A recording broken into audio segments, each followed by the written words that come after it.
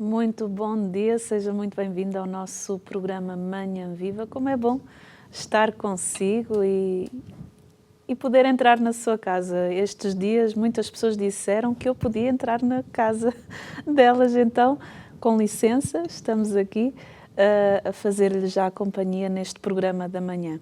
E hoje vamos falar sobre Edith Stein e a ciência da cruz. E temos aqui connosco um apaixonado pela espiritualidade teresiana.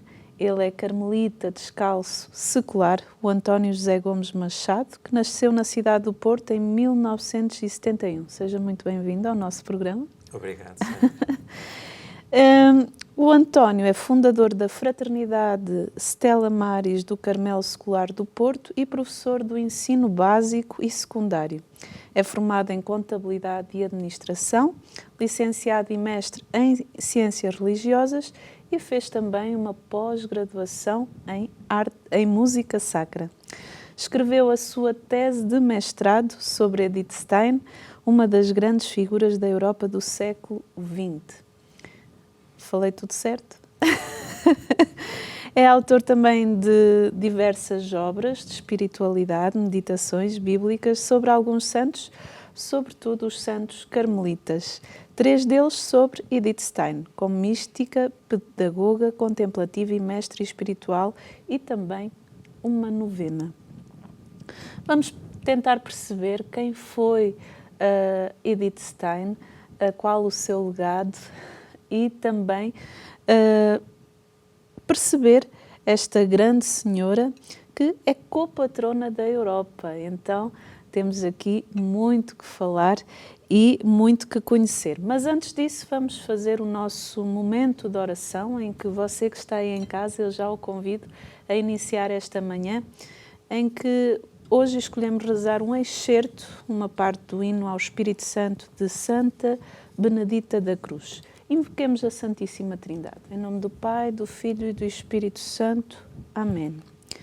Quem és tu, doce luz, que me preenche e ilumina a obscuridade do meu coração?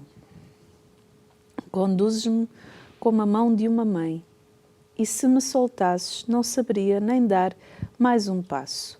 És o espaço que envolve todo o meu ser e o encerra em si. Se fosse abandonada por ti, cairia no abismo do nada, de onde tu elevas ao ser. Tu, mais próximo de mim que eu mesmo, e mais íntimo que a minha intimidade, e sem dúvida, permaneces inalcançável, incompreensível, e que faz brotar todo o nome, Espírito Santo, amor eterno. Santa Edith Stein, rogai por nós. Em nome do Pai, do Filho e do Espírito Santo. Amém. E começo esta entrevista com a seguinte frase de Santa Teresa Benedita da Cruz, que diz assim, que é Edith Stein: o Senhor está presente no tabernáculo com divindade e humanidade. Ele está ali não para si mesmo, mas para nós, porque a sua alegria consiste em estar com os homens. E porque sabe que nós, como somos, temos necessidade da sua proximidade pessoal. A consequência para quantos pensam e sentem normalmente é sentir-se atraídos e parar ali de vez em quando, na medida em que lhes for possível. E temos aqui a Santa Edith Stein, que hoje vamos falar sobre ela, mas antes disso, uma água, um sumo, um chá? Um chá. Aceita um chá. António é autor de várias obras. Como é que nasceu a sua paixão pelos santos teresianos? A minha paixão pelos santos teresianos, pelos santos carmelitas, vem da minha paixão e da minha ligação com o Carmelo desde a minha infância. Desde os meus 2 anos de idade, Sim. em que, durante o dia, enquanto os meus pais trabalhavam, eu permanecia na casa dos meus padrinhos, já que a minha madrinha não trabalhava, estava em casa. E os meus padrinhos viviam muito próximo do antigo mosteiro do Carmelo do Porto, das Irmãs Carmelitas Descalças no Porto, que já não existe. E desde essa altura eu tive a oportunidade de frequentar, visitar o Mosteiro das Carmelitas e quase diariamente lá ia. Depois fui crescendo, portanto, eu vivia quase entre a minha casa, a casa dos meus pais e a casa dos meus padrinhos.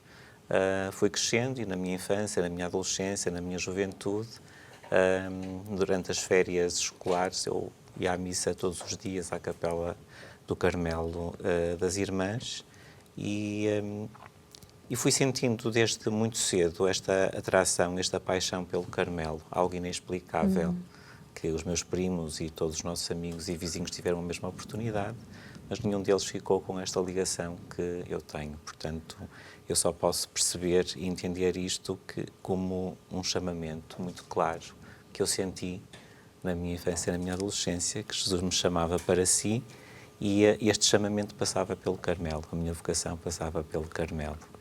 E a partir daí, o meu interesse em estudar, conhecer os santos carmelitas e estudar o seu pensamento, a sua espiritualidade, alimentar-me deles e rezar também com eles. Em que momento da sua vida é que decide então começar a escrever sobre os santos carmelitas? Não foi uma decisão muito racional, foi um sentir que Deus me pedia essa missão. E já não sei muito bem quando foi o primeiro livro que escrevi. Foi sobre Santa Teresa dos Andes, mas já lá vão uns anos valentes quando escrevi o primeiro livro, e a partir daí surgiu esta necessidade que não era minha, mas que eu sentia que era como que uma missão. Escrever não pelas minhas qualidades literárias, mas para ajudar as pessoas a crescer na espiritualidade, na intimidade com Deus e como serviço também ao próprio Deus.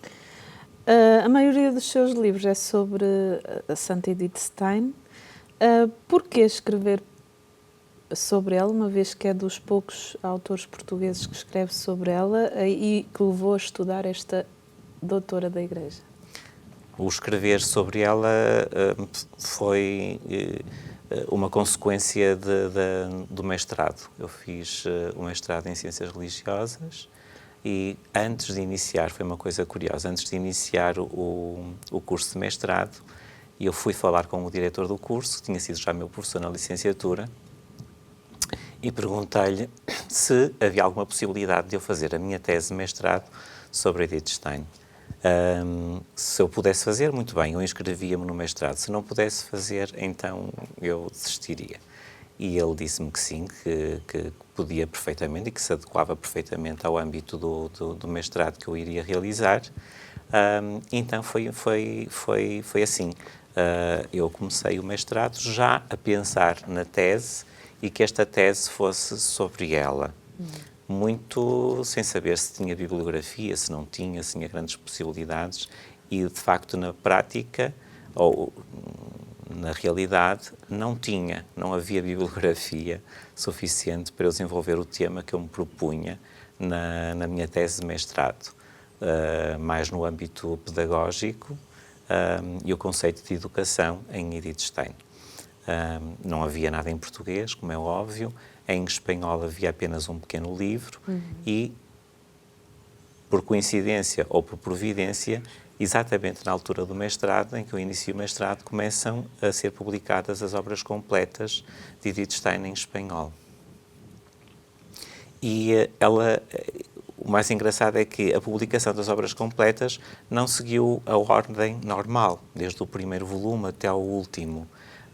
Primeiro saíram os escritos autobiográficos e depois deveriam ser os escritos filosóficos, mas não. Foram publicados os escritos pedagógicos e a seguir os escritos espirituais. Ou seja, foram publicados precisamente os 3 volumes que eu necessitava para fazer a minha tese de mestrado. Que bonito. Só posteriormente é que saíram os escritos filosóficos, mas que eu não necessitava para o meu estudo. Depois de ter feito e defendido a minha tese de mestrado, os próprios professores acharam que ela teria a utilidade e que tinha características para ser publicada e foi publicada pelos padres jesuítas. Fantástico. Depois escrevi vários artigos para revistas e, ultimamente, escrevi mais 2 livros e a novena sobre ela. Quem foi, então, Santa Edith Stein? Qual foi o seu itinerário na sua vida, não esquecendo a frase, o perder para ganhar? Edith Stein nasceu em 1891, numa família judia, a mais nova de 11 filhos, de um casal. Ela ficou órfã de pai, tinha por volta de 1 ano de idade. A mãe é uma mulher muito empreendedora, muito dinâmica, que tomou as rédeas da casa, da educação dos filhos e da empresa também. O pai tinha uma fábrica, era madeireiro, e ela assumiu não só a casa, mas também os negócios. Uma mulher com uma força muito grande. Ela nasce nesta família judia. Era de uma grande inteligência, não é? Tinha uma inteligência brilhante, uma ótima aluna, gostava imenso de ler, de pesquisar e de encontrar respostas para as suas dúvidas, as suas questões. E ela tinha que encontrar essas respostas por ela própria. Depois vai passar por um período de ateísmo, até chegar aos estudos universitários e depois a sua conversão ao cristianismo. Morreu no dia 9 de agosto de 1942, no campo de Auschwitz-Birkenau, no segundo campo de Auschwitz, nas câmaras de gás, juntamente com outras pessoas, inclusivamente com uma irmã dela de sangue, Rosa Stein, também convertida ao cristianismo, carmelita secular como eu, e que morreu nas câmaras de gás com ela também. De que forma é que Santa Edith Stein procurou sempre a verdade, e que verdade era esta que ela procurava? Ela procurava a verdade, ambicionava encontrar esta verdade. Ela era dotada de uma grande honestidade intelectual, e esta honestidade intelectual, que depois se revelava também na sua prática diária e na sua própria vida, fê-la desejar encontrar esta verdade, precisamente um bocadinho como consequência deste ateísmo que ela acabou por aderir. O ateísmo trouxe-lhe um certo vazio interior. Sim. E ela queria conhecer ou queria atingir a verdade. Que verdade é esta? A verdade do ser humano, a verdade da pessoa. Quem é o ser humano? Quem é a pessoa? Qual o sentido da vida? Qual a finalidade do ser humano?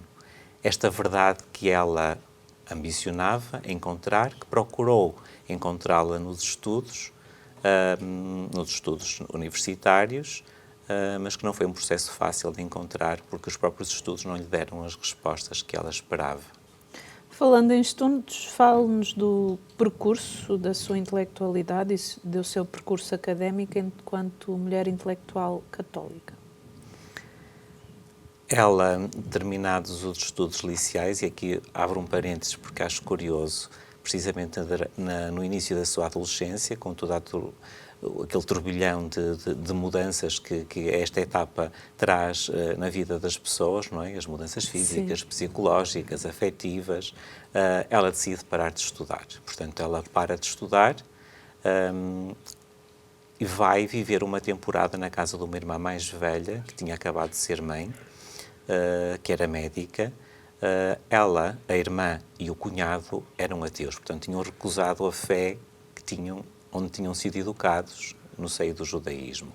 Ela própria já não se revia também no judaísmo, na fé judaica, porque considerava que ali havia uma certa hipocrisia, não havia uma verdade, uma coerência de vida entre a fé e a própria vida.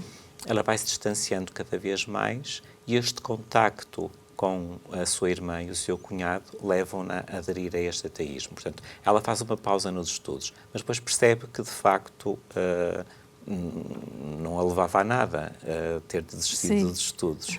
E vai, por decisão própria, ela vai retomar os estudos e vai recuperar aquele tempo perdido com facilidade, porque ela era uma excelente aluna.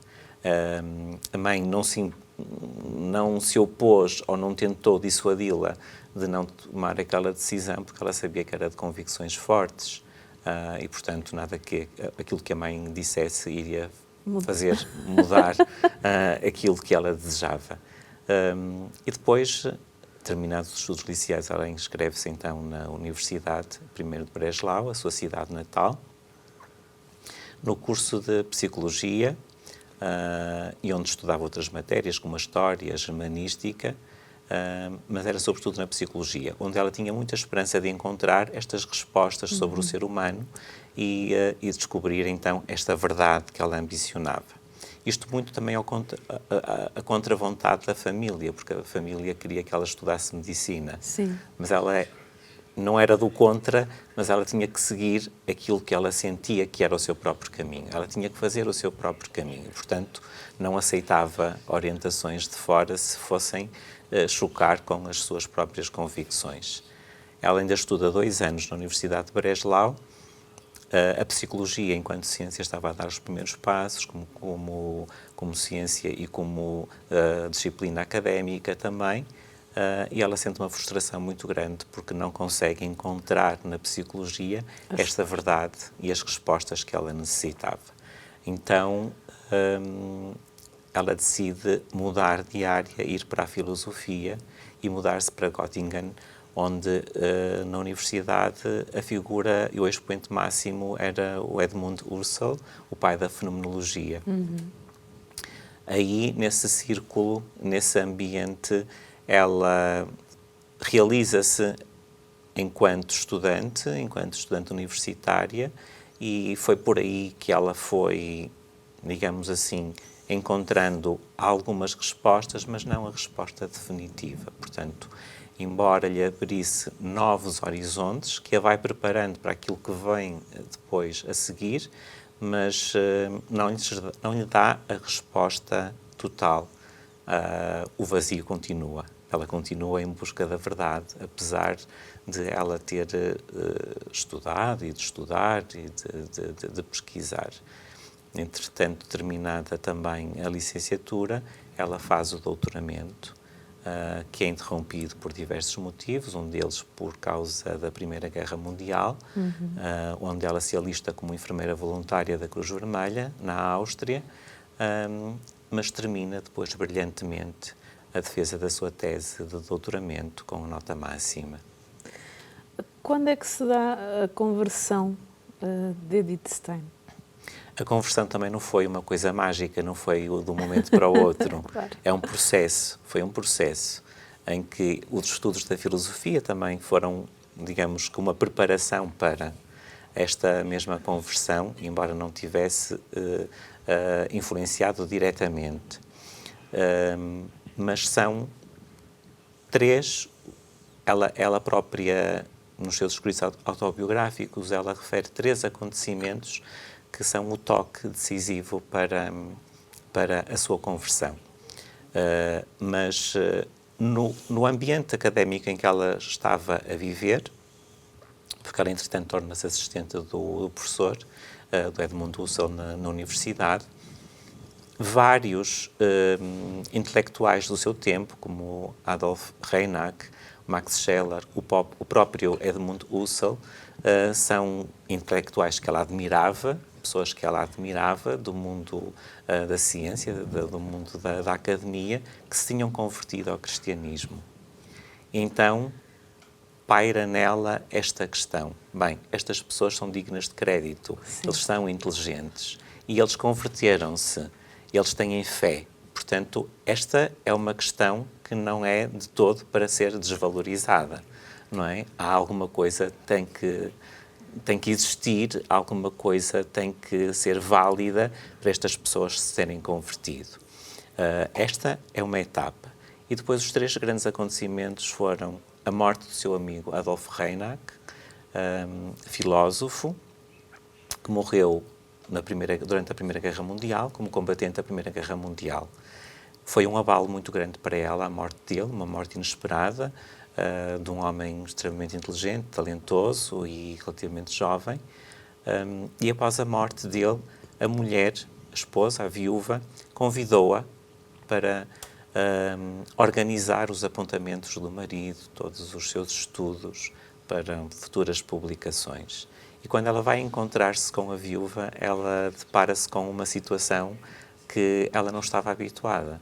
Ela pensava encontrar uma mulher completamente destroçada, um bocadinho como ela, que estava destroçada pela morte do amigo, mas ela pensava que a esposa estaria ainda mais destroçada pela morte do marido, mas encontrou uma mulher cheia de fé, cheia de esperança e com uma alegria que não era normal. Sim. Este foi o primeiro momento. Um outro momento foi numa visita que ela fez, uma visita cultural na Catedral de Friburgo, onde ela viu uma senhora com um saco das compras ter ido ao mercado, ter entrado na Catedral, ter se ajoelhado e ter entrado numa oração íntima, profunda, silenciosa, diante do sacrário. Aquilo abalou-a, não é? Uma mulher que no meio das suas ocupações, no dia-a-dia, no meio das compras, decidiu entrar na igreja, parou e rezou. E ela sente, naquele momento, que existe uma presença dentro da catedral, uma presença na igreja que ela jamais sentiu nos templos protestantes, nem na sinagoga judaica. Depois, o último acontecimento, e foi o toque decisivo, foi a leitura do livro da vida de Santa Teresa de Jesus, ou Santa Teresa de Ávila.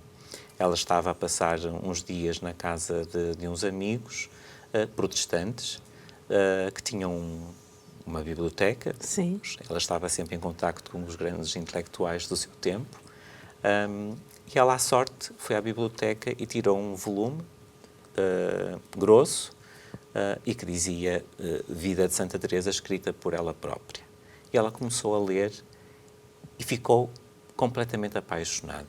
E durante a noite ela leu a obra toda. Ela não se deitou, fez uma direta e leu a autobiografia de Santa Teresa toda de uma vez. E fechando o livro, ela disse: aqui está a verdade. E que verdade é esta? O próprio Cristo. Jesus é a verdade.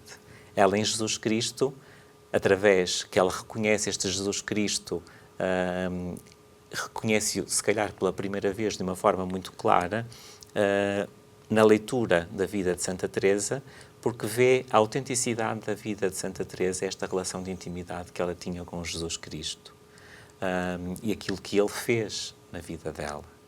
E quando ela vê esta autenticidade que ela tanto ambicionava, porque ela própria era de um rigor, de uma verdade, de uma honestidade sem limites, ela reconhece: aqui está a verdade.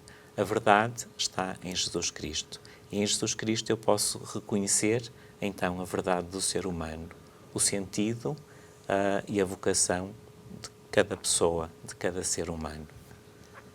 E então ela decide primeiro comprar um missal, comprar um catecismo da Igreja Católica e durante uns meses ela vai ler e estudar profundamente o missal e o catecismo.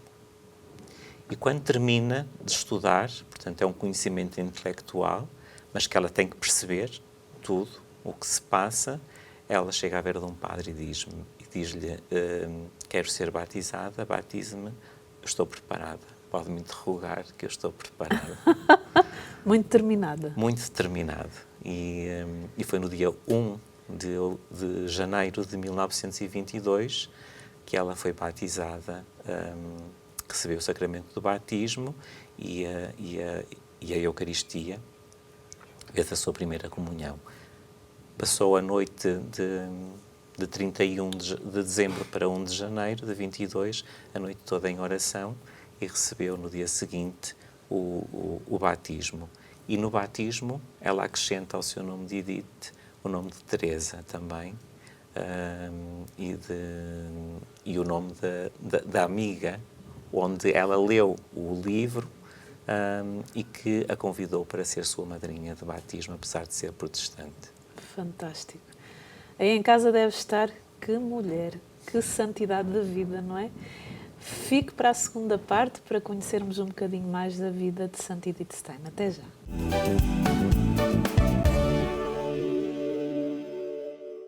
E estamos na segunda parte do nosso programa Manhã Viva. Hoje estamos a falar sobre uma grande mulher, Santa Edith Stein, e temos aqui connosco o António José Gomes Machado, que é carmelita descalço secular, que nos veio falar sobre a vida de santidade de Santa Edith Stein.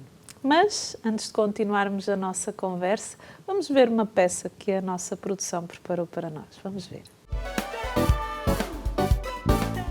Nascida em 1891 na Alemanha, filha de judeus e de postura irrepreensível, Edith Stein foi uma mulher à frente de seu tempo.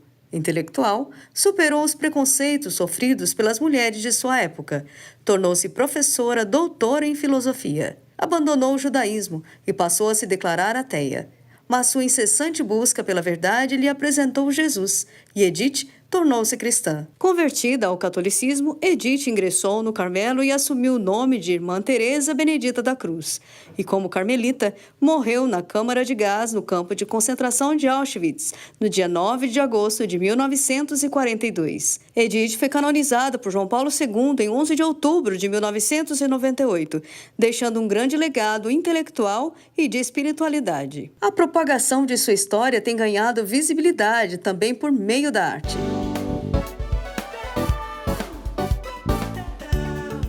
E estamos aqui então, terminamos a primeira parte a falar sobre a conversão de Santa Edith Stein.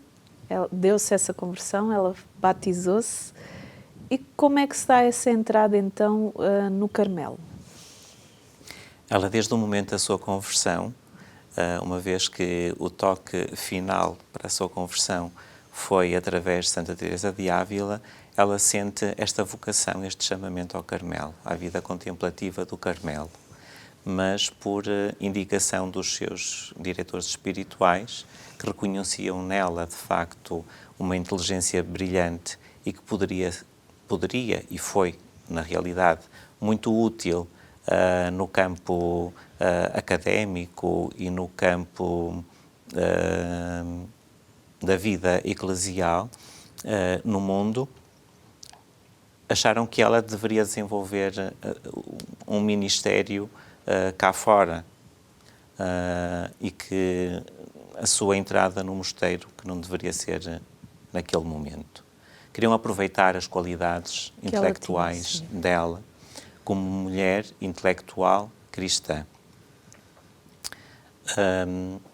E ela depois, na sua própria autobiografia, ela diz,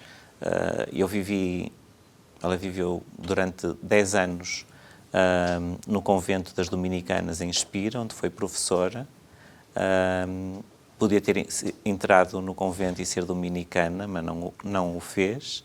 Ela tinha uma grande atração pela ordem beneditina, porque um dos seus diretores espirituais era abade de um mosteiro beneditino, onde ela passava grandes temporadas, nos tempos fortes litúrgicos, no Natal, na Páscoa, no Pentecostes. Ela passava esses tempos junto da abadia, participando nos ofícios monásticos dos monges da abadia, mas também não se tornou beneditina, porque ela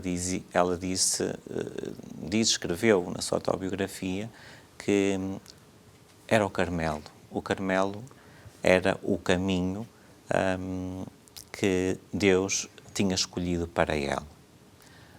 E, portanto, nenhum outro. Ela foi professora primeiro no convento, no Colégio de Santa Maria Madalena, em Espira, e depois, mais tarde, no Instituto Pedagógico de Münster, até 1933. Portanto, ela lecionou até 1933, quando o regime político impediu que os judeus ocupassem lugares públicos, em serviços públicos e também no ensino. Portanto, Sim. ela foi impedida de lecionar, digamos assim, pelo facto de ser judia. Então, ela decide, uma vez que já não posso trabalhar como professora, que era aquilo que ela fazia, não é? Se eu não posso continuar o meu ministério educacional, então chegou a hora. Este é o momento certo de eu poder realizar a minha vocação. E então, ela, aí sim, acompanhada novamente pelos diretores espirituais, consideram que sim, que agora seria o momento certo dela poder entrar no Carmelo. E entrou no Carmelo no dia 14 de outubro de 1933. Ela tinha 42 anos. Portanto, não foi muito fácil para ela, não é? Por dois motivos. Primeiro, pela sua idade. Embora não fosse velha, mas já tinha 42 anos. E tinha que estar ao mesmo nível das noviças mais jovens. Tinha que iniciar o seu processo de formação no Carmelo com as noviças mais jovens. E segundo, porque ela era uma intelectual. E era uma intelectual brilhante, mas no que diz respeito às tarefas domésticas e aos trabalhos manuais, era um desastre absoluto. E no Carmelo, as irmãs vivem uma vida puramente contemplativa, essa é a oração é a parte mais importante do seu dia, e depois o trabalho manual da casa ou trabalhos manuais para serem realizados como forma de subsistência. Sim. E ela, certamente que ela não diz nada sobre isso, mas certamente que foi, nós sabemos, e os historiadores e os biógrafos também o dizem, foi uma etapa difícil na sua vida, não é? Aos 42 anos ela começa uma vida totalmente diferente daquilo que ela estava habituada, mas consciente de que era a sua vocação, que Deus a tinha chamado àquele lugar, e é ali que ela se sente plenamente realizada. Como é que a família reage à sua conversão e à sua entrada no Carmelo? A mãe aceitou a sua conversão, mas com muitas reservas. Portanto, já não foi uma aceitação plena nem alegre. Foi permitiu. Sim. Foi um acomodar-se à situação. Foi não cortar relações com a filha pelo facto de se ter convertido ao cristianismo. Quando ela decide entrar no Carmelo e comunica à sua mãe que vai entrar no Carmelo, uma vez que o Carmelo é uma ordem contemplativa de clausura papal, uma vez entrando na clausura, ela já não sairia mais, poderia receber as visitas, não é? No locutório, sempre separados pelas grades. Sim. As grades são simbólicas, não é um sinal de prisão, mas é um sinal exterior de que daquele espaço para dentro tudo está preparado para elas viverem esta vida de intimidade com Deus, de comunhão com Deus, de manhã à noite, numa oração contínua. A mãe não aceitou esta sua decisão de ela entrar no Carmelo, portanto, nunca a visitou no convento. Ela entrou no Carmelo de Colónia,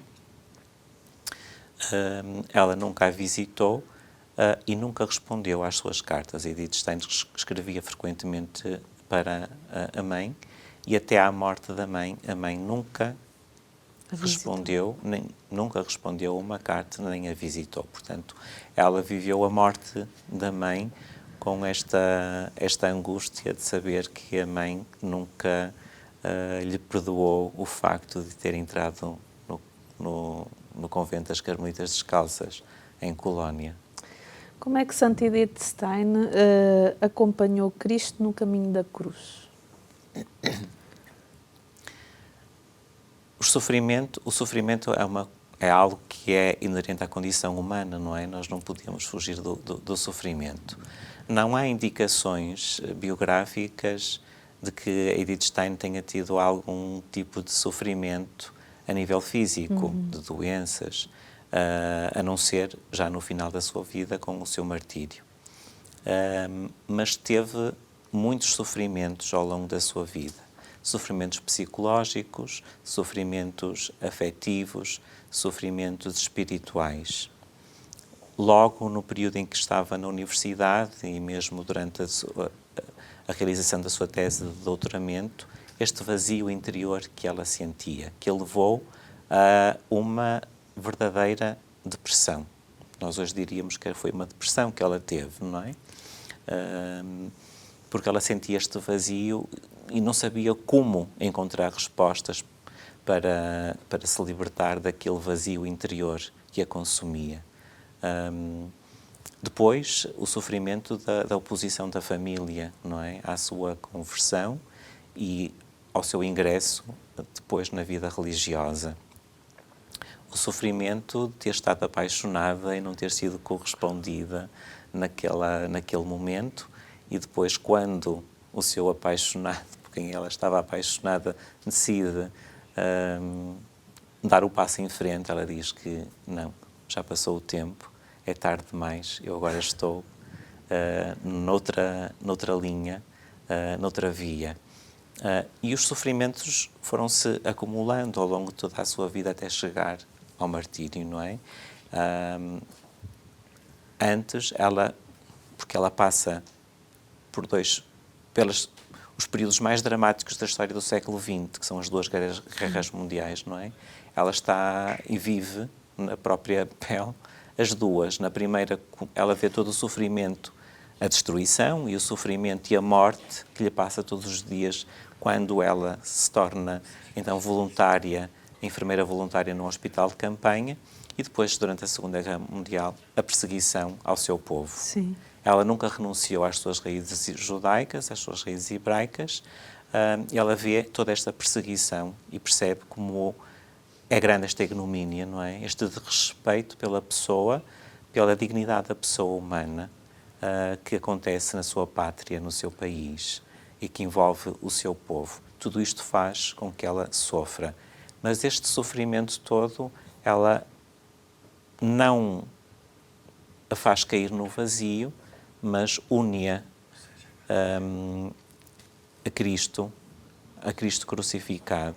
E é assim que ela vai viver também este sofrimento, não é? O sofrimento como uma forma de se aproximar da paixão de Cristo e oferecendo o próprio sofrimento para que ele se torne corredentor com o Salvador. Quando é que se deu a beatificação e a canonização de Santa Edith Stein? Edith Stein foi beatificada no dia 1 de maio de 1987, numa visita do Papa São João Paulo II a Colónia. E foi canonizada pelo mesmo Papa no dia 11 de outubro de 1998. Eu era adolescente, lembro perfeitamente de dar nas notícias no telejornal, na altura só tínhamos um canal de televisão em Portugal, no telejornal desta visita do Papa João Paulo II a Colónia, no estádio, em Colónia, diante de uma multidão de pessoas, e ter beatificado Edith Stein. E aí já começou, não é? Aí já começou. O que é a carta motu próprio? A carta motu próprio é uma carta escrita pelo Papa, ou é uma prerrogativa do Santo Padre, em que, por iniciativa própria, ele toma a decisão sobre algum assunto. Neste caso concreto, em relação a Edith Stein, foi a decisão de a tornar co-patrona ou co-padroeira da Europa.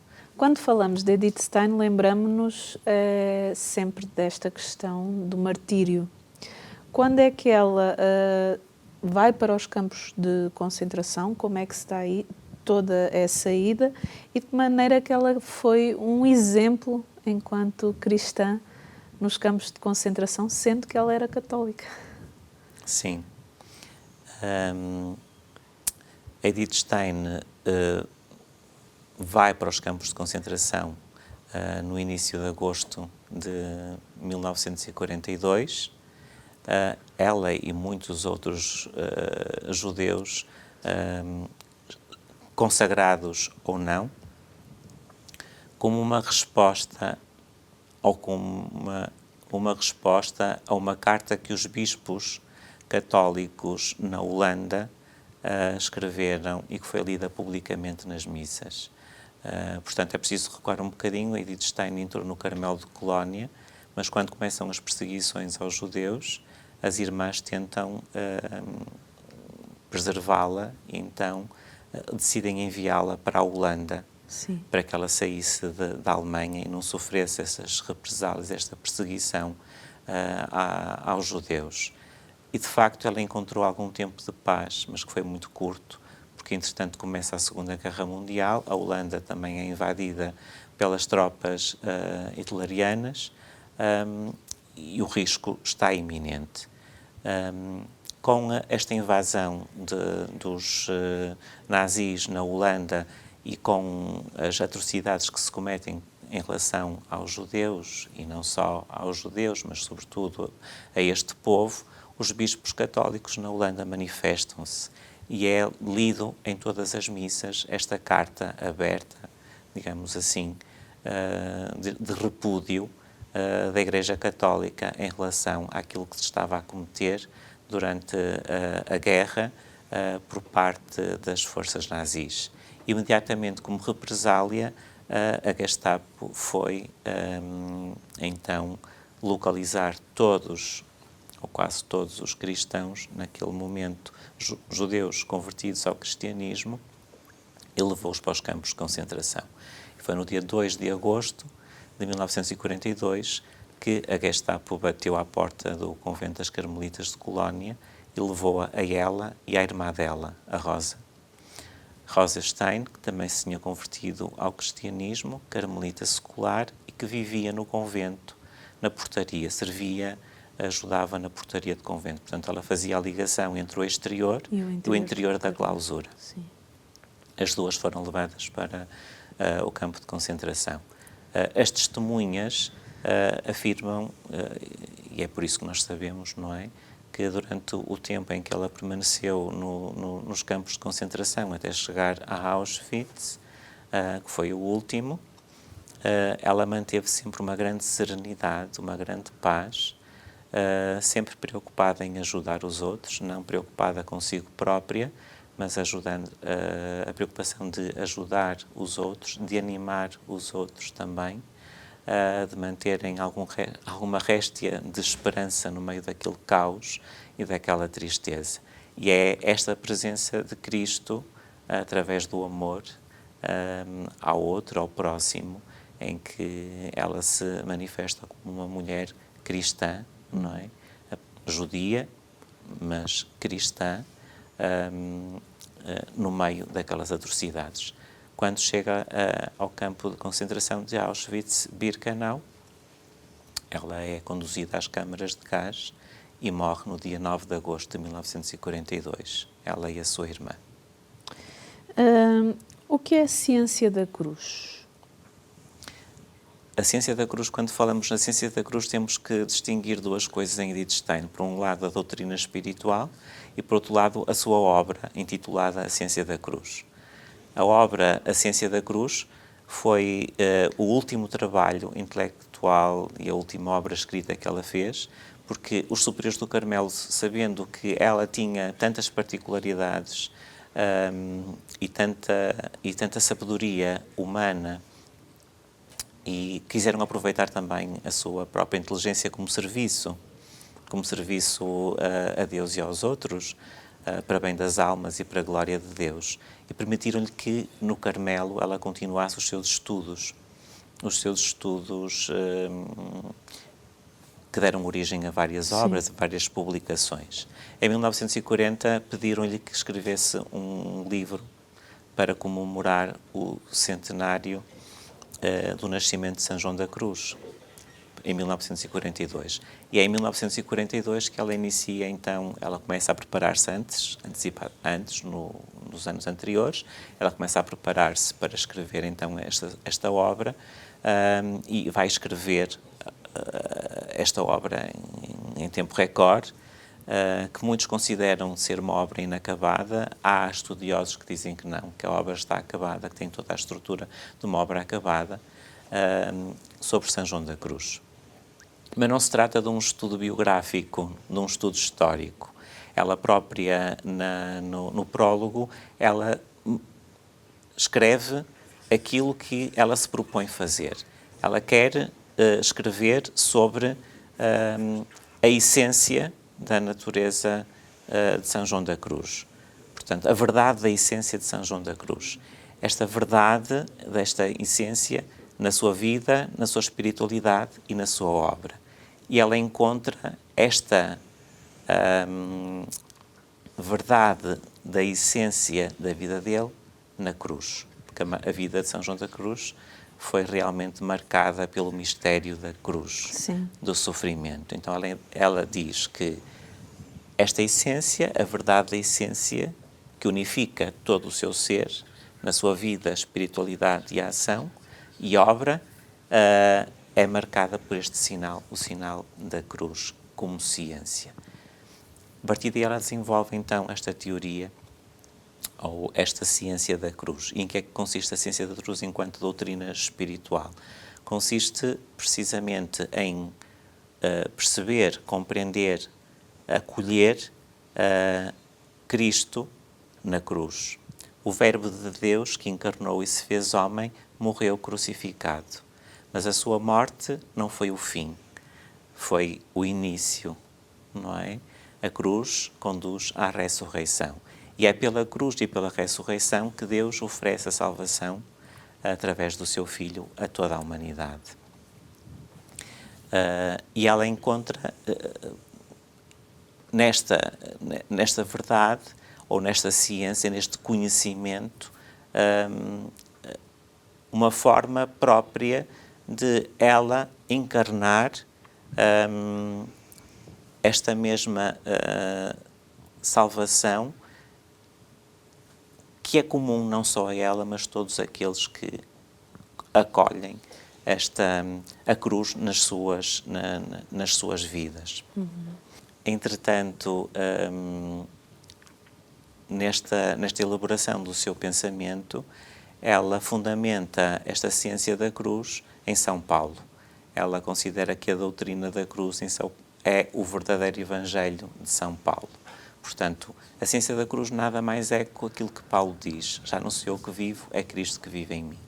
E para chegar a tal ponto é preciso que eu, na minha vida, nos sofrimentos inerentes à minha vida, porque toda a vida não há vida sem sofrimento, sejam eles de que classe for, em qualquer momento da vida, é eu viver este sofrimento unido à paixão de Cristo, sabendo que não vai minorar o meu sofrimento, mas vai lhe dar um sentido, vai sublimá-lo, e através dele, se eu oferecer este sofrimento a ele, ele torna-se também salvação e redenção para os meus irmãos. Portanto, a ciência da cruz consiste em eu acolher este Cristo crucificado e ressuscitado, deixar que Ele atue em mim para que eu seja transformado por Ele e nele, e assim esta obra de salvação aconteça em mim e por mim chegue aos outros. Pois é, e o nosso programa está mesmo na reta final. Uma mensagem final para quem está lá em casa. Edith Stein é uma mulher extraordinária, uma das grandes figuras do século XX, uma mulher moderna e com uma grande mensagem para os nossos dias, em que é possível viver uma vida preenchida, uma vida de trabalho, mas em comunhão com Deus pela oração. A oração é o caminho que nos leva a esta intimidade com este Deus que nos ama, que nos habita e que nós podemos encontrar a qualquer momento, em qualquer circunstância, onde quer que estejamos e a fazer o que quer que seja. Esta é a grande mensagem dela, uma mensagem de esperança, porque mesmo que tudo acabe, como no caso dela, que acabou no campo de consideração, aparentemente parece que tudo se desfez e que foi o vazio total, não, porque a esperança da ressurreição é a porta que nos abre para uma vida e para uma felicidade sem fim. António, muito obrigada pela sua presença. Obrigado, eu. E obrigado por nos dar a conhecer um bocadinho mais sobre a vida desta grande mulher. E nós temos alguns livros que estão aqui, que tem na nossa livraria, em que você em casa pode adquirir, ou através das nossas lojas, aqui em Fátima, em Lisboa ou em Évora, ou então através da nossa loja online, loja.cançãonova.pt. Temos aqui Edith Stein, uma síntese dramática do século XX. Temos o Comboio para Auschwitz. Temos também o livro Ciência da Cruz e A Mulher, a Sua Missão, segundo a Natureza e a Graça. Então, se você em casa quer conhecer um bocadinho mais a fundo Santa Edith Stein, por que não adquirir estes livros que ajudam a nós aprofundarmos também a nossa fé e a caminharmos também nesta busca incessante de sentido para a nossa vida, daquela que é a verdade, que é Jesus Cristo, e também na busca de santidade. Assim me despeço, até ao próximo programa, se Deus quiser.